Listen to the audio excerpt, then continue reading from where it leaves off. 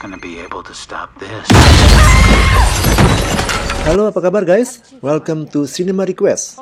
Kali ini ada film thriller bertema serial killer, yang mana film ini merupakan franchise ke-6 dari film Scream yang pertama kali muncul dulu tahun 1996. Berarti udah berapa tahun tuh? 27 tahun ya. Jangan ketukar sama Scary Movie ya guys. Masih ada hubungannya dengan film kelima. Masih dibintangi oleh Melissa Barrera sebagai Samantha Carpenter, anak dari Billy Loomis, sang serial killer alias Ghostface di film pertamanya. Tanpa berlama-lama lagi, langsung aja kita masuk ke alur filmnya.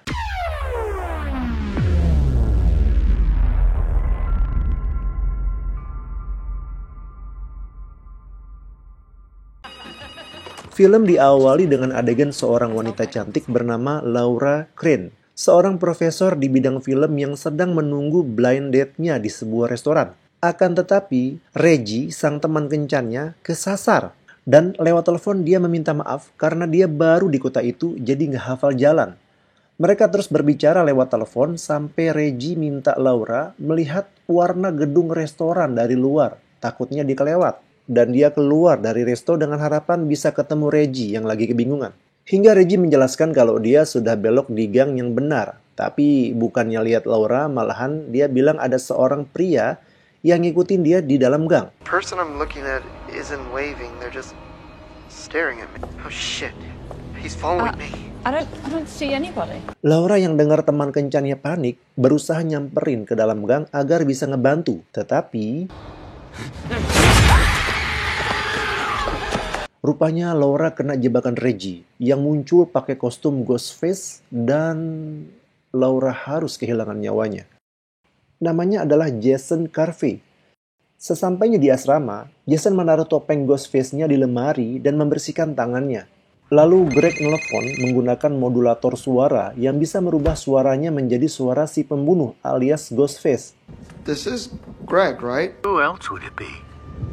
Greg meluruskan kalau seharusnya Jason tidak membunuh Laura karena mereka harus fokus menyelesaikan filmnya Richie dengan membunuh Samantha dan Tara. Richie yang dimaksud di sini adalah Richie Kears, pacar Samantha di film sebelumnya. Lalu Jason kasih alasan kalau Laura pantas dibunuh karena Laura ngasih nilai jelek pada tugas kuliahnya. Jason yang penasaran kenapa Greg ngobrolin tentang hal ini di HP mulai curiga. Lalu Jason disuruh mencarinya sebab Greg bilang dia ada di dalam asramanya itu.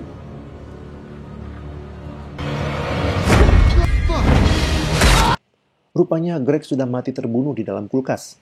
Dalam keadaan sekarat, Jason masih sempat-sempatnya memikirkan film Richie yang belum selesai. Film Richie apa yang dimaksud? Nanti dijelaskan di pertengahan. Adegan berpindah memperlihatkan Sam sedang konsultasi ke psikiaternya, Dr. Stone. Dia bilang kalau ayahnya adalah Billy Loomis, si pembunuh berantai terkenal. Wajah Dr. Stone langsung berubah.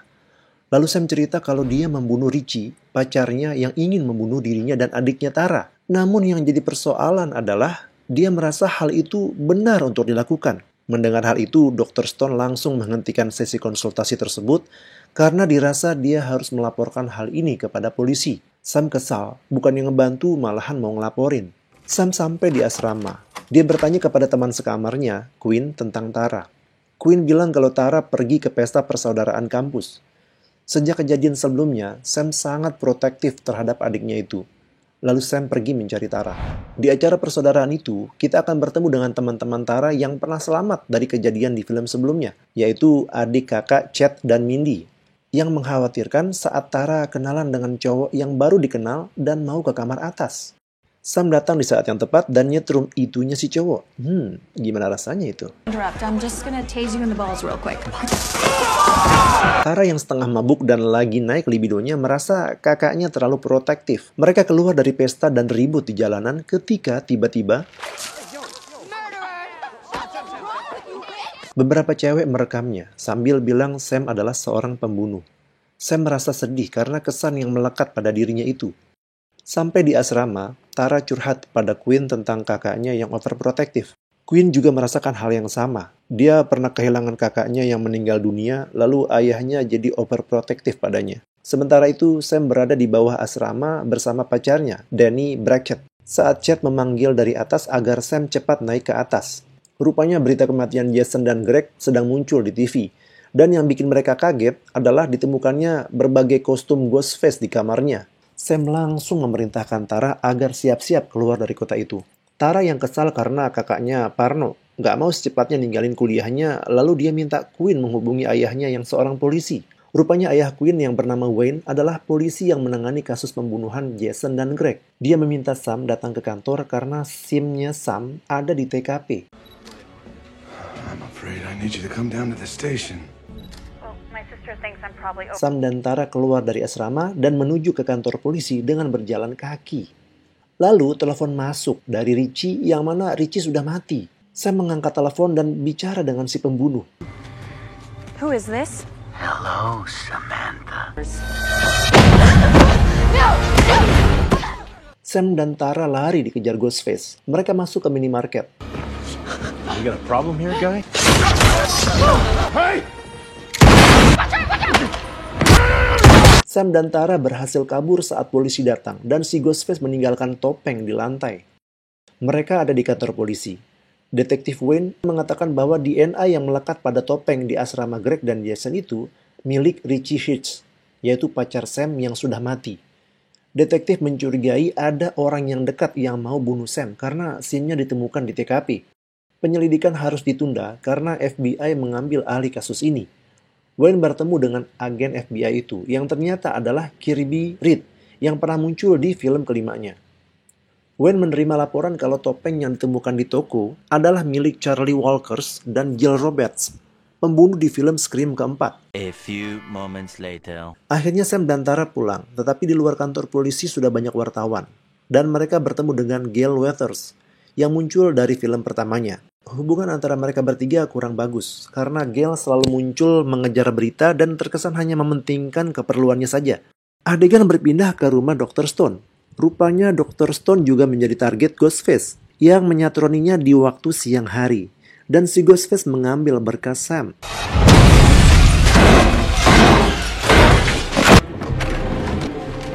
Di tempat lainnya, di depan kampus, Mindy berbicara di depan teman-temannya tentang teori siapa yang kemungkinan menjadi pembunuhnya. Mindy berkesimpulan bahwa ketiga temannya yang tidak bersama mereka dari kejadian sebelumnya dijadikan tersangka. Ethan, teman sekamar Chad. Quinn, teman sekamar Tara. Dan Annika, pacar Mindy. Ya, mereka lesbian. Tapi rupanya ketiga temannya mengutarakan teori bisa saja terjadi trauma saat kejadian di Woodsboro dulu yang menjadikan di antara keempat yang selamat berubah menjadi pembunuh serial. Balik ke kantor polisi, Wayne melaporkan kematian Dr. Stone. Di TKP juga terdapat topeng yang setelah dicek DNA-nya milik Roman Bridger, Ghostface di film Scream ketiga. Kirby berteori kalau pembunuhnya mau melakukan hitungan mundur dari tiap episode pembunuhan yang terjadi. Dari mulai ke-5, 4, 3, berarti akan ada pembunuhan kedua dan juga pembunuhan ke-1. Setelah Kirby pergi, Wayne yang curiga meminta temannya untuk menyelidiki Kirby di kantor pusat FBI. Field office. Dig up what you can on Agent Reed. Di asrama, semua teman-teman memutuskan untuk berkumpul bersama sampai keadaan lebih aman. Lalu Annika melihat berita yang cukup membagongkan. Di dalam berita, Sam Carpenter dijadikan sebagai tersangka utama. Teman-temannya berusaha menenangkannya. Sementara itu, Danny yang sedang nyetrika kaosnya melihat sosok Ghostface di kamar Quinn yang kebetulan sekali berada di seberang asramanya.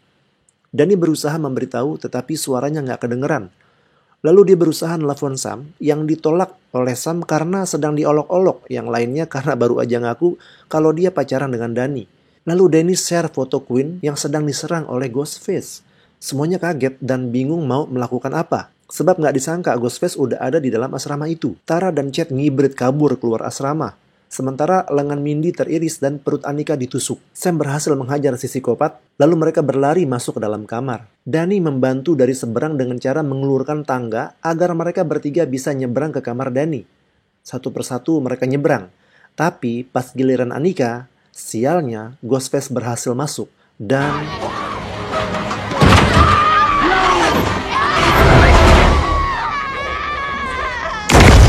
Setelah makan 2 korban, Ghostface menghilang.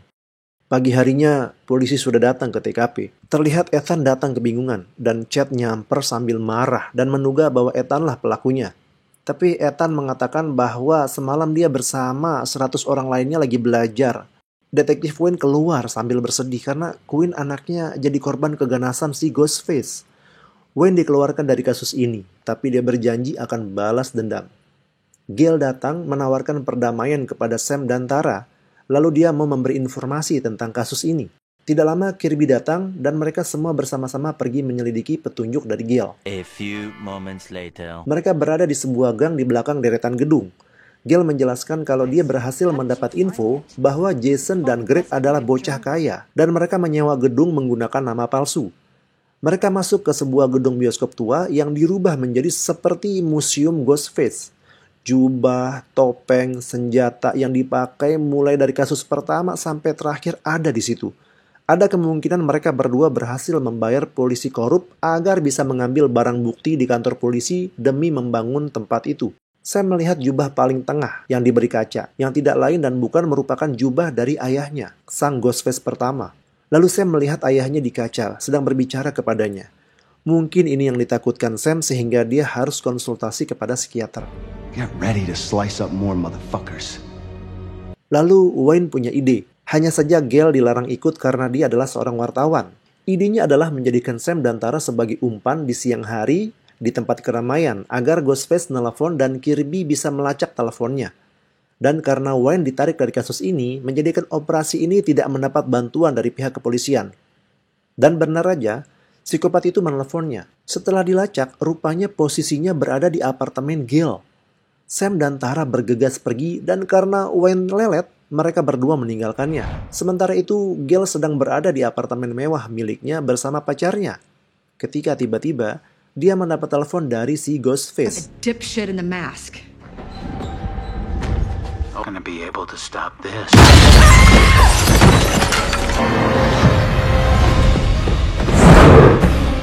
Di sini terjadi kejar-kejaran. Gale berhasil masuk dalam kamar dan mengambil pistol lalu menembakkan ke arah psikopat itu. Gale mencari Ghostface yang berhasil mengelak dari tembakannya.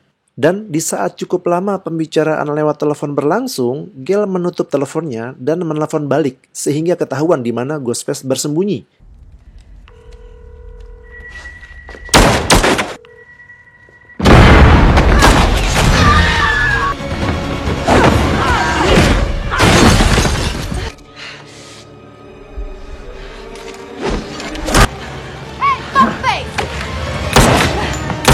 Ghostface kabur. Petugas paramedik datang menyelamatkan nyawa Gale. Tidak lama, polisi pun datang. Mindy dan Ethan bergabung di bawah apartemen. Gak lama, Danny datang. Terasa sekali kecurigaan dari Tara dan lainnya terhadap Danny. Lalu Tara punya ide. Dia menelpon Wayne yang lagi bebas tugas. Dan menyampaikan keinginannya untuk menjebak Ghostface di bioskop tempat Greg dan Jason mengumpulkan barang koleksi Ghostface.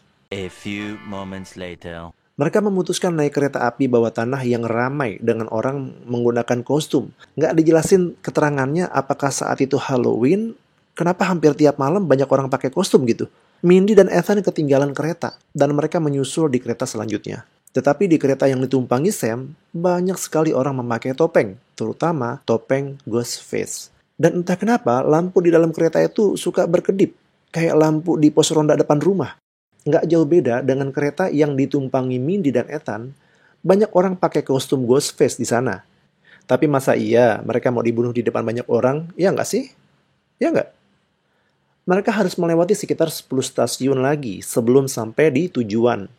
Terjadi adegan ketegangan karena mereka harus curiga dengan setiap yang pakai kostum Ghostface.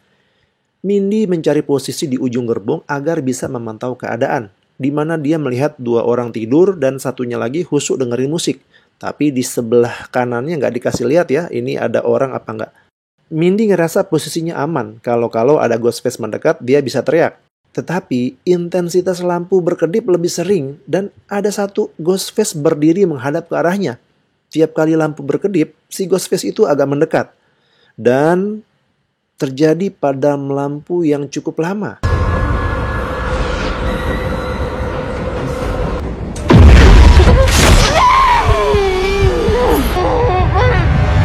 Ethan yang melihat Mindy langsung membantu, tapi si Ghostface sudah kabur. Di lain tempat, Sam bertemu dengan Kirby, dan dia meminta Danny agar nggak usah masuk ke dalam supaya Sam merasa aman bersama dengan anggota korban yang selamat. Danny pun mengerti hal itu. Mereka masuk ke dalam gedung dan Kirby menjelaskan hanya ada satu pintu masuk dan mereka akan menjebak Ghostface lalu menembaknya. Tapi hanya Kirby aja yang megang pistol karena dia seorang anggota FBI. Mereka bersiap-siap dan Sam tergerak menuju ke kostum ayahnya. Billy, ayahnya, menyarankan agar Sam mengambil senjata, bersiap-siap akan segala kemungkinan. Sehingga dia mengambil pisau milik ayahnya yang pernah dipakai membunuhnya dulu. Masih ada kerak darahnya di situ. Sam berpaling ke arah pintu masuk yang di sana nggak ada siapa-siapa. Nggak ada Kirby, Tara, ataupun Chad. Tiba-tiba telepon berbunyi. Wayne mengatakan kalau Sam harus keluar dari sana karena dia baru mendapat info bahwa Kirby itu dikeluarkan dari FBI karena gangguan mental. Sam nggak bisa keluar karena kartu akses dipegang sama Kirby. Tiba-tiba muncul film di layar tancap tentang film Step, yaitu merupakan film yang disadur dari kisah Ghostface yang asli. Di sisi lain, Tara dan Chad sempat-sempatnya bermesraan di ruang terpisah. It's maybe embarrassing.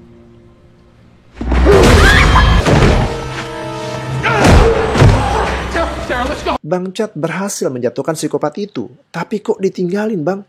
Mereka bertiga berkumpul mencari jalan keluar lainnya. Bukannya kalau bertiga lawan satu, menang mereka. Ghostface muncul lagi, dan Bang Chad berhasil lagi menjatuhkannya. Kali ini dia menggunakan camcorder yang besar untuk menghantam kepalanya. Dan lagi-lagi bukannya menyerbu, mereka lebih memilih untuk berlari mencari jalan keluar yang lain. Bukannya tadi rencananya mau nyerang rame-rame ya? Lalu, baru kali ini mereka bekerja sama melawan Ghostface. 3 lawan 1.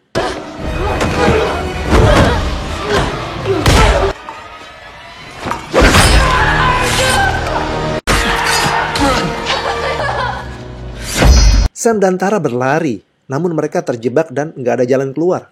Di saat genting, datang Kirby berdarah-darah. Namun Sam sudah curiga sama dia. Wayne datang, langsung menuduh Kirby yang telah membunuh putrinya Queen. Rupanya, Wayne lah Ghostface-nya, bersama kedua lainnya. Yang satu, Ethan, yang merupakan anak dari Wayne. Dan satunya lagi, Queen, yang masih hidup. Ternyata, Wayne sebagai detektif yang menangani kasus ini menukar tubuh Queen dengan mayat orang lain. Alasan mereka bertiga melakukan semua teror ini adalah membalas dendam atas kematian Richie Hirsch, yang gak lain dan bukan adalah anak tertua dari Wayne, saudara Ethan dan Queen. Jadi, Wayne sangat memanjakan Richie dengan hobinya akan kisah pembunuh berantai Ghostface. Sampai-sampai dia membuat film dengan terjun langsung menjadi pacar dari Sam di film kelimanya. Dan film inilah yang dimaksud oleh Jason dan Greg di awal film ini. Sam sempat memprovokasi dengan mengatakan hal jelek tentang Richie. Dan suasana meledak. He was a strong, virile young man. He's a man baby who made his girlfriend do all the killing. Kirby yang masih sanggup bangun setelah tertembak tadi menembak balik Wayne. Lalu sialnya dia harus ketusuk oleh Ethan. Sam menyerang Ethan, dan karena Sam membutuhkan pisau untuk melawan para Ghostface, dia mencabut pisau yang tertancap di perut Kirby sambil sebelumnya izin dulu. Sam langsung menusuk berkali-kali di pundak sebelah kiri bagian atas Ethan. Bukan di bagian jantungnya ya guys, agar filmnya terus berlangsung seru nih guys. Tara berhasil naik tangga sesuai dengan rencananya tadi. Sam mengambil pistol Kirby dan berjanji akan mencari bantuan pada Kirby yang tergeletak menahan orgasme. Sakit. Tara kepleset dan hampir jatuh. Disaksikan Wayne dan Ethan yang kegirangan karena melihat kedua peran utamanya on nggak bunuh mereka, malah manjat ke atas. Queen menyusul ke atas dari tangga bagian dalam. Di saat genting, Tara meminta Sam melepaskannya, tapi dia minta dikasih pisau dulu. Lalu Tara jatuh dan ketusuk sama Ethan. Tapi karena Tara kuat, dia nggak ngerasa kesakitan dan langsung menusuk mulut Ethan. Bukan cuma ditusuk, tapi diengkek. Diputar gitu deh pisaunya searah jarum jam kayak mau buka kunci pintu gitu guys.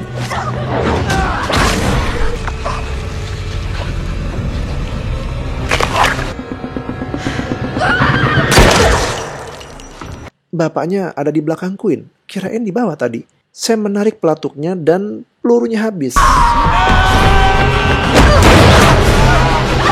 Wayne terbangun setelah nggak sadar sebentar. Dia mengambil pistol di kakinya. Dan enggak guys, Wayne nggak dibunuh langsung sama Sam ya, jadi dibiarkan hidup.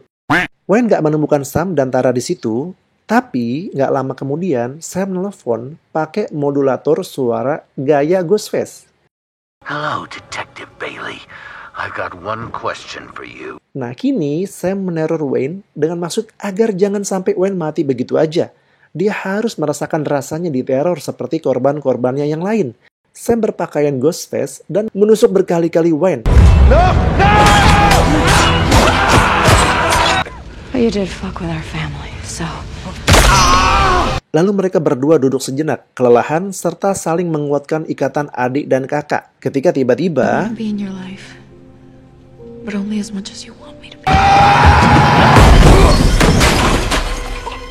Ethan yang mulutnya udah ketusuk tadi masih hidup dan masih bisa teriak serta menyerang. Tapi digagalkan oleh Kirby yang ikut bergabung bersama mereka setelah ditembak, ditusuk. Oh my god. Polisi datang, rupanya Danny yang memanggil mereka. Danny bilang kalau Mindy dan Gail masih hidup. Bang Chad juga rupanya secara mengejutkan masih hidup. Dan Mindy menyusul mereka ke TKP setelah semalam ditikam di perut. Dan kayaknya nggak parah gitu deh. Dia bisa jalan dengan oke dan nggak perlu sampai dirawat di rumah sakit tuh. Sam menerawang, entah mungkin mikirin kelanjutan film ini kayak apa nantinya. Lalu dia melihat sekali lagi topeng milik sang ayah. Dan dia menjatuhkannya agar bisa diambil oleh orang lain dan menjualnya di eBay. Oh my god. Film tamat dan sampai jumpa di Scream ke-7 guys.